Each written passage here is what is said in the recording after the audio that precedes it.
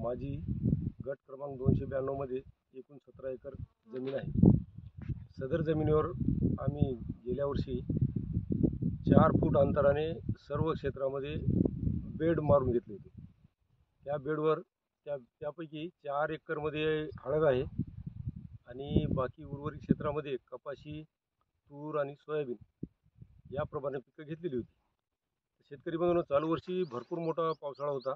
आम्ही जर बेड केले नसते तर या पावसाळ्यामध्ये माझ्या शेतावर कोणतेही उत्पन्न आलं नसतं। फक्त बेडमुळे मी यावर्षी चांगल्या पद्धतीने उत्पादन घेऊ शकलो।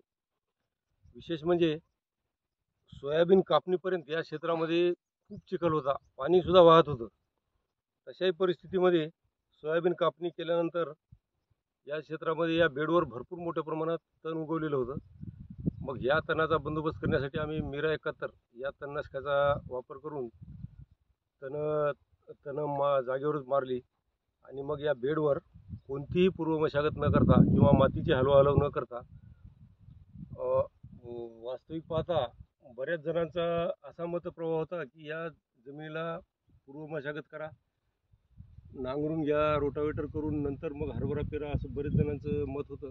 परंतु आम्ही त्यांचं कोणतेही मत विचारात न घेता ज्या बेडमध्ये सद्यस्थितीवर जसे बेड आहेत तशा बेडवर मीरा 71 या तणनाशकाचा वापर करून तण जागेवर मारली आणि 4-5 दिवसाच्या नंतर फुले विक्रम या प्रजातीचा हरभरा टोकर यंत्राच्या साहाय्याने 2 ओळीमध्ये 9 इंच अंतर ठेवून 2 रोपात 2 ओळीमध्ये 9 इंच, या 2 ओळीमध्ये 9 इंच आणि 2 रोपामध्ये अर्धा 6 इंच अशा अंतर ठेवून टोकर यंत्राच्या साहाय्यानं बियाण्यावर बीज प्रक्रिया करून पेरणी केली। या पेरणीसाठी एक खत म्हणून आम्ही 8-21-21 क्रॉपटेक, ज्यामध्ये झिंक, सल्फर, बोरॉन आणि मॅग्नेशियम यांचे सुद्धा प्रमाण थोडेफार होते, असे मिश्र खत बेडवर अगोदर शिंपून टाकले आणि टोकन यंत्राच्या सहाय्याने पेरणी केली।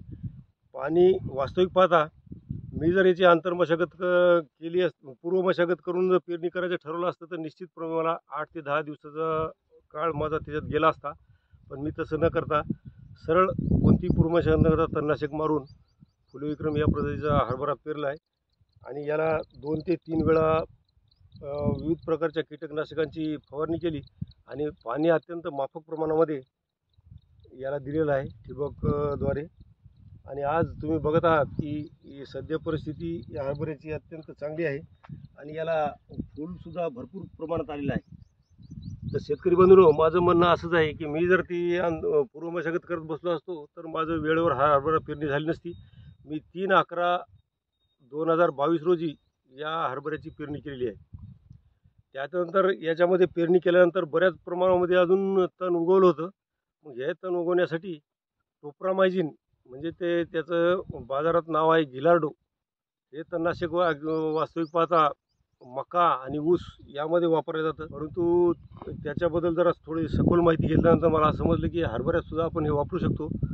तर आम्ही त्या तणनाशकाची हरभरा पेरणीनंतर, म्हणजे हरभरा त्यावेळी जवळपास 6 इंचाचा होता, त्यावेळी फवारणी करून बघितलं त्याला।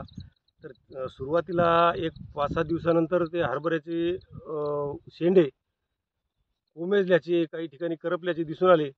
परंतु त्यानंतर एक महिन्याच्या नंतर मात्र हरभरा चांगला डवरला आणि तण मात्र मेलं। त्यामुळे मला कोणत्याही प्रकारचं मशागतीवर शून्य खर्च झालेला आहे, केवळ त्या कीटकनाशकाचा तेवढा खर्च झाला। आणि नंतर मग बरेच जणांचं असं मत होतं की हरभरा तुमचा गेला आता।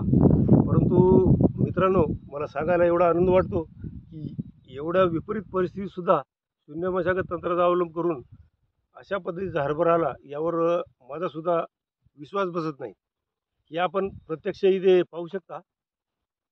आणि तुम्हाला माझी विनंती आहे की तुम्ही या तंत्राचा अवलंब करून जास्तीत जास्त शेती करण्याचा प्रयत्न करा। धन्यवाद मित्रांनो।